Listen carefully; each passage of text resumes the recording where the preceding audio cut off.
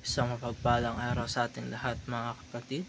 Ako muli si Adrian Bernales ng Batch 3 at itong aking daily devotion. At ngayong araw ay pag-uusapan natin ay kung okay lang bang humingi ng sign sa Diyos. At ang ating Bible verse ay mula sa Genesis chapter 24, verse 12 to 27. Mga kapatid, madalas tayo ay nakakarinig ng mga pwede ba tayong humingi ng sign kay Lord. Sa Bible mga kapatid ay mayroong mga pagkakataon na ginagamit ng Diyos ang mga signs upang ipakita ang kanyang kapangyarihan at kalooban. Halimbawa na lamang ito sa New Testament, mayroong mga miraculous signs, mga healings, wonders at fulfilled prophecies na ipinakita upang ihayag ang kapangyarihan ng Diyos at ituro tayo kay Kristo. Pero hindi lang ito puro miraculous signs ang ginagamit ng Diyos. Mayroon din tayong tatawag na practical signs.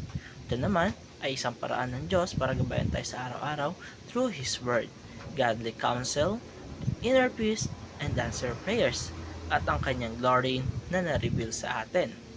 Kaya mga kapatid ay meron tayong 5 practical signs from God. Unang-una ay affirmation.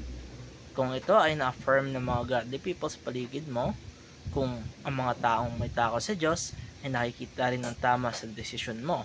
Ito ay isang malaking tulong para masiguradong galing sa Diyos ang mga leading na iyon. Ikalawa ay alignment. Kung ito ay naka-align sa Word of God, tandaan natin, hindi kailanman magkakontradict ang leading ng Diyos sa kanyang salita. Kung taliwa sa Biblia, ay hindi ito galing sa ating Panginoon.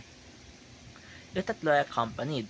Kung ito ay may kasamang kapayapaan mula sa Diyos, kahit mahirap ang sitwasyon, at kung may peace ka na hindi ma-explain, ito ay isa sa malinaw na signs ng Diyos. Ikapat ay answer. Kung ito ay malinaw na sagot sa panalangin mo, ay mayroong mga times na matagal kang nagpe-pray, tapos bigla ang may circumstance or opportunity na lumalabas na eksaktong tugon sa prayer mo. At yun ay tawag sa practical sign from God. Ikalima ay aim. Kung ito ay naglalay na magbigay ng mas malaking glory sa Diyos, hindi para sa sariling kapakinabangan lamang, kundi para mas maitaas ang pangalan niya sa buhay natin. Kung kaya mga kapatid, ay okay lang na humingi tayo ng senyales o mga sign kay Lord, pero lagi natin tandaan, huwag natin limitahan ng Diyos sa kung ano lang ang gusto natin makita. Maaring gumagamit ng Panginoon ng miraculous signs, pero madalas ay ginagamit niyang practical signs upang tayo gabayan. Kaya sa ating mga araw-araw na daily walk, lagi natin i-check kung na-affirm ba ito ng mga godly people, ng mga taong nasa paligid natin, at kung ito ba ay naka-align sa Biblia. Meron ba tayong kapayapaan galing kay Lord? At ito ba ay sagot sa ating mga panalangin? Higit sa lahat, nagdadala ba ito ng kaluwalhatian sa Panginoon? At ito nagtatapos ng aking daily devotion. Maraming salamat sa panonood.